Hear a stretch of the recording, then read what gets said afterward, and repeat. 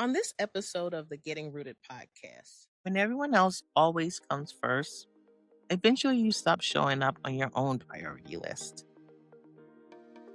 Today, we're talking about why putting yourself last rarely feels like a decision. It feels like being responsible, being a good mom, a good wife, a good daughter, a good friend. Until one day, you realize you don't even know where you fit into your own life anymore. Let's get rooted with Getting Rooted, Rooted Podcast.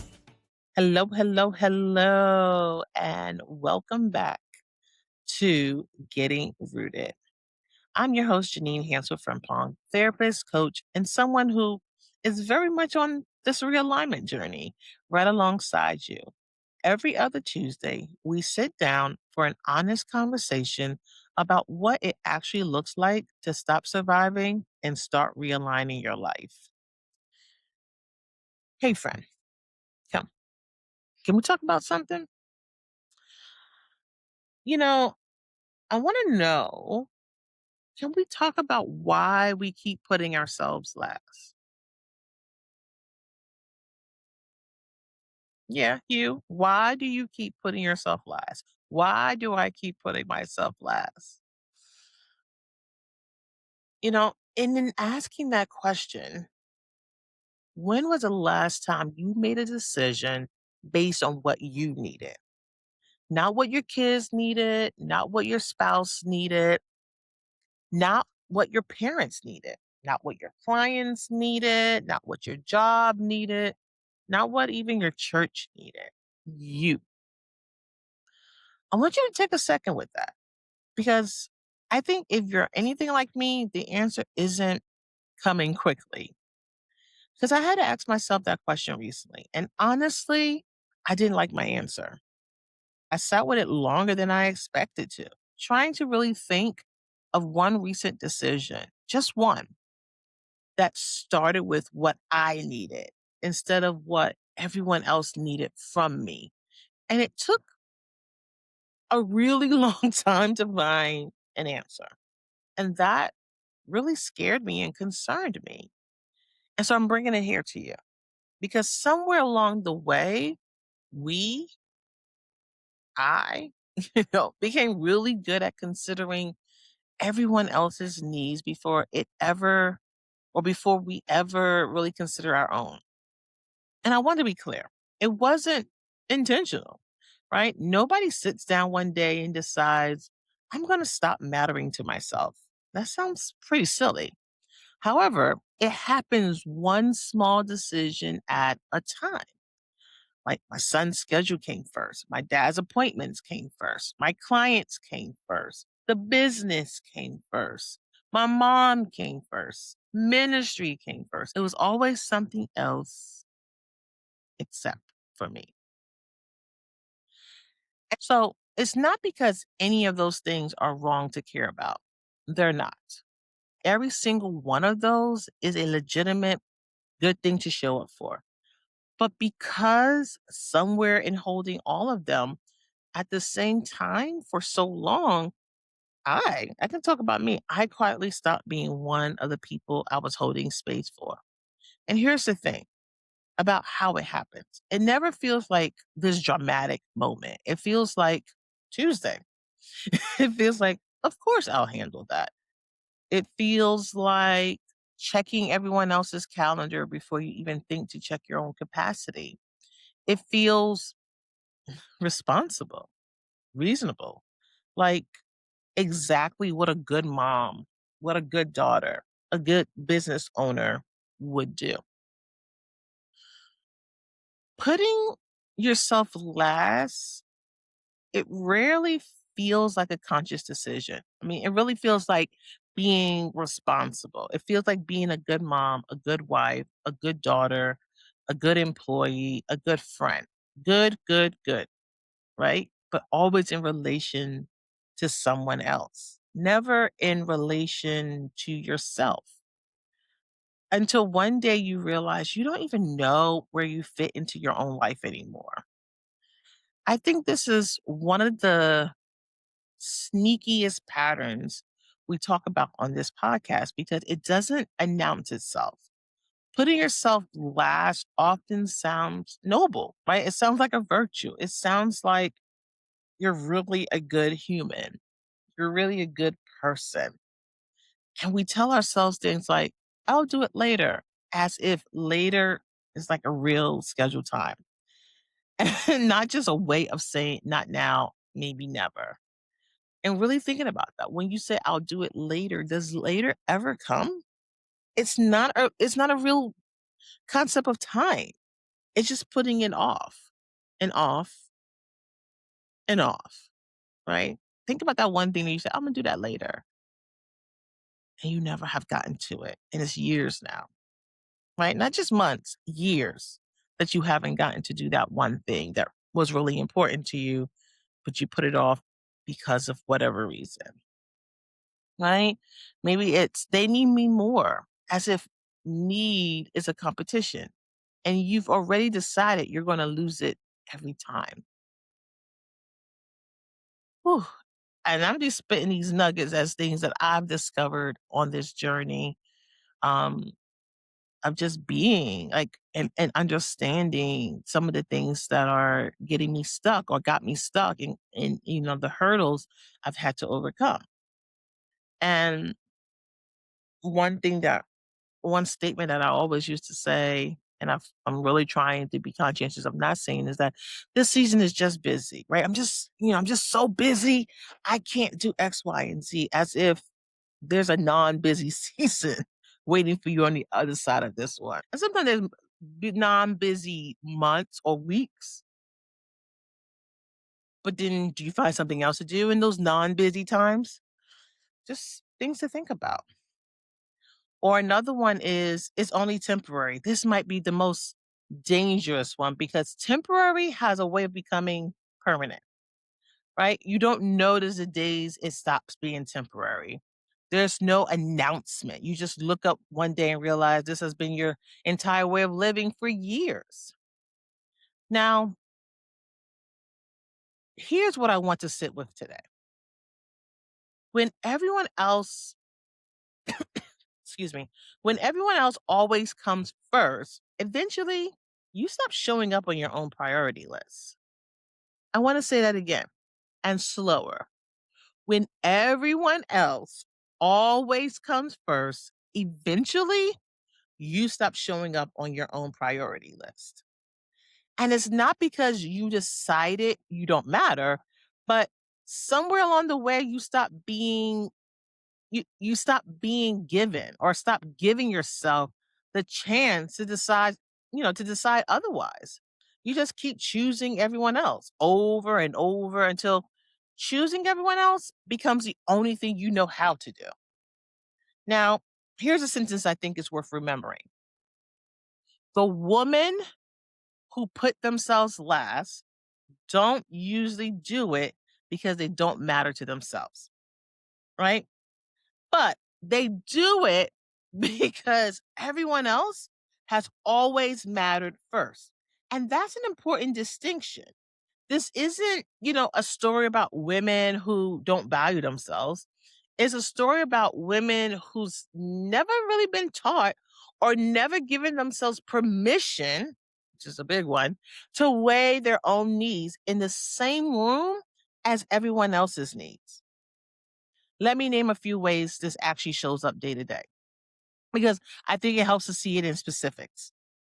So, one example is you answer the question, what do you want to do? With someone else's preference automatically before you even consider your own. You you feel a flicker of guilt at the idea of spending money or spending time or energy on something that's just for you. Even when you can clearly afford it, you become overtaken by guilt. Another example is you stop mentioning the things you used to want because it's been so long since anyone, including you, have asked. You say, I don't care. What's ever easiest for everyone else. So often. You say that so often. that you generally lost track of what you actually prefer.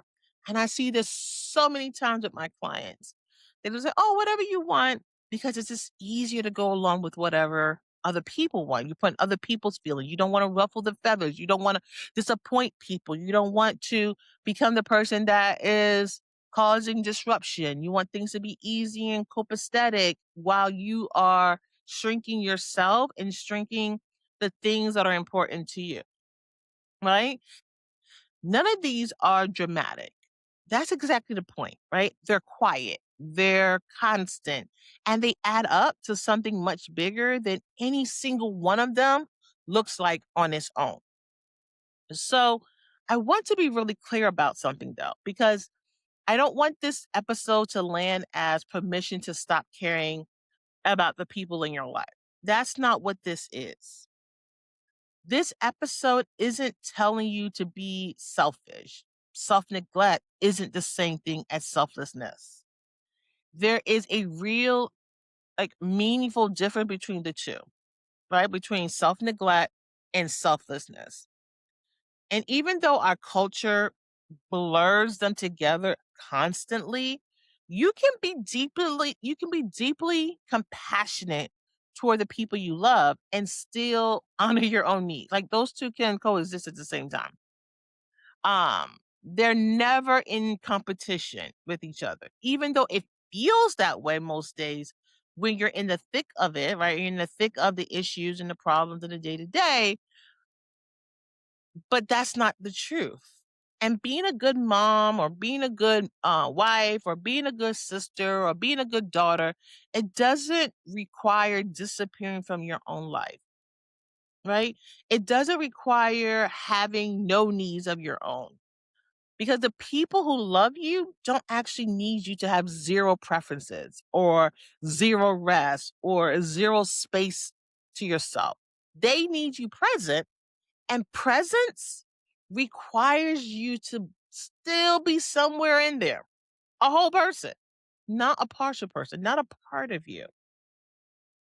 And so here's a reframe I want to offer you today.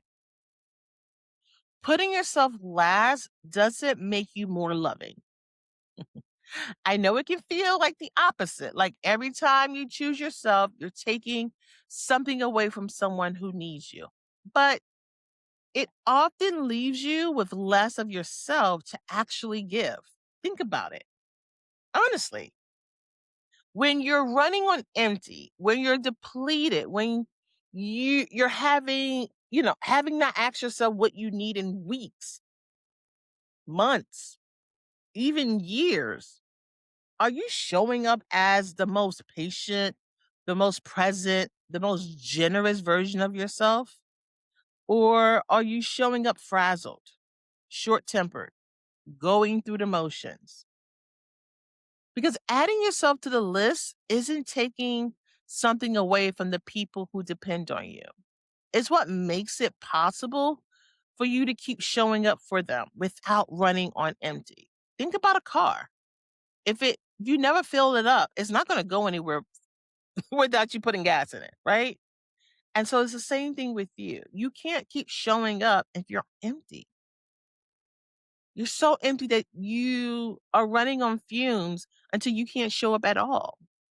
And physically you're sick or emotionally you're sick or other things getting in the way of you being even helpful or supportive to the people that you've given your all to because you haven't taken care of yourself. So I want us to pause together for a moment. I want you to think back over today or yesterday, if today hasn't given you much to work with yet. And think about, was there a moment where you had a choice, even a small one, and you chose everyone else's preference without even asking what yours was? You don't need to judge it. I want you just to notice it. That noticing is the beginning of the whole shift. And this week, before you automatically say yes to someone else, I want you to pause and I want you to ask yourself, what do I need in this moment? You do not have to act on it every time. Just notice whether you even ask yourself the question, because awareness comes before change. Now it's time for the Rooted Recap. This is the part where I bring it all home. So, one truth I want you to carry with you: when everyone else always comes first, eventually you stop showing up on your own priority list. Put that big, right? Put that big somewhere. And everyone else becomes first, or you always put them first. Eventually, you're no longer on your own priority list. And this week's invitation is, before you automatically say yes to someone else, pause and ask, what do I need in this moment? You don't have to act on it every time. Just notice whether you ask yourself that. Just simple like that. And before we meet back here next week, ask yourself, where have I convinced myself that my needs can always wait? And what has that been costing me?